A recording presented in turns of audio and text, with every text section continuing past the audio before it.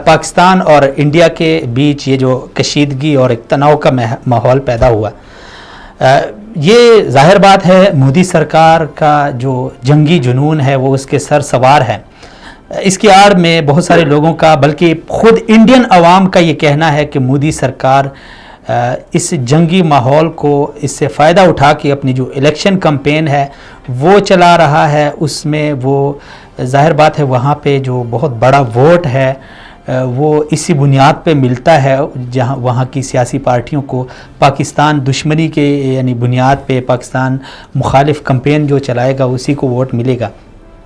लेकिन एक ज़ाती पार्टी के लिए, ज़ाती इलेक्शन के लिए अपनी आवाम को, बल्कि दो एटमी ममालिक को जंग में झोंकना, क्या कहेंगे आप इस हवाले से? दरअसल इसका एक मकसद नहीं है जी। पुलवामा हमले से लेकर कंट्रोल को खिलाफवर्जी करना और इसके बाद पाकिस्तान में जो सिविलियन पॉपुलेशन को निशाना बनाना जी। इसके पीछे इलेक्शन मुहिम के साथ साथ पाकिस्तान को दहशतगर्द करार देकर कश्मीर के मसले को पसे पुश डालना है। फिर चीन का जो बढ़ता हुआ असल रसूख है जी, वो भी अमेरिका को और हिंदुस्तान के लिए एक खतरे की घंटी है जी। तो उसको रोकने के लिए भी इलाके में उन्हें ऐसी कार्रवाई करने की जरूरत है। फिर बैनुल-अक़वामी इन्वेस्टमेंट आ रही है, खुसूसन सऊदी इन्वेस्टमेंट पाकिस्तान में जो आ रही है, उसको भी रोकना उनके लिए इंतहाई जरूरी है। अफगान तनाज़े में अभी हाल ही में हिंदुस्तान की जो नुमाइंदगी बिल्कुल नहीं है। हालांकि अफगानिस्तान में इंडिया की इन्वेस्टमेंट है, लेकिन पॉलिटिकल जो सियासी तौर पर वो अफगानिस्तान के तनाज़े में उसका कोई बड़ा रोल नहीं है। फिर डैम्स भी बनाए जा रहे हैं, पाकिस्तान टेक ऑफ कर रहा है इमरान खान की क़यादत में, ये सारी चीजें उनको हजम नहीं हो रही। फिर एक छोटी सी मेरी एक वैसे ही ज़हन में आया जो शायद वो पाकिस्तान में उनके जो सियासी खलीफ हैं जो उनकी माली में मदद करते रहे और उनकी वो मदद करते रहे, वो भी दबाव में है, दबाव में भी कमी लानी है। फिर पाकिस्तान में क्रिकेट आ गई है और इसके बाद इंटरनेशनल क्रिकेट जो है वो भी पाकिस्तान में खेली जाएगी, PSL और ये सारी चीजें।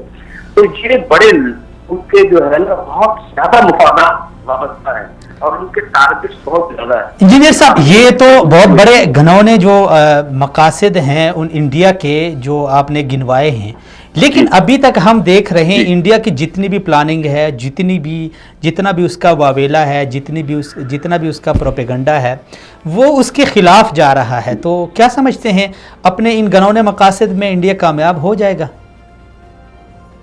नहीं, इंडिया इसलिए भी कामयाब नहीं हो सकता कि अभी उनकी जो 23 सियासी पार्टियां हैं वो इकट्ठी हो रही हैं और वो भी रोजाना की बुनियाद पे बड़ी एक्टिव होगी। आज भी उनकी स्टेटमेंट थी राहुल गांधी की कि हम ये जो सिचुएशन है इसको बड़ा क्लोजली वॉच कर रहे हैं और नरेंद्र मोदी जो है वो हिंदुस्तान के मकासद और इसके खिलाफ जा रहा है और ये हमें बड़ा नुकसान होगा। दूसरी बात, जो पायलट का हमारी स्क्रीन पे अपीयर होना सारी दुनिया ने देखा जी, तो वो भी मोदी के लिए इलेक्शन में एक नुकसान का बायस है।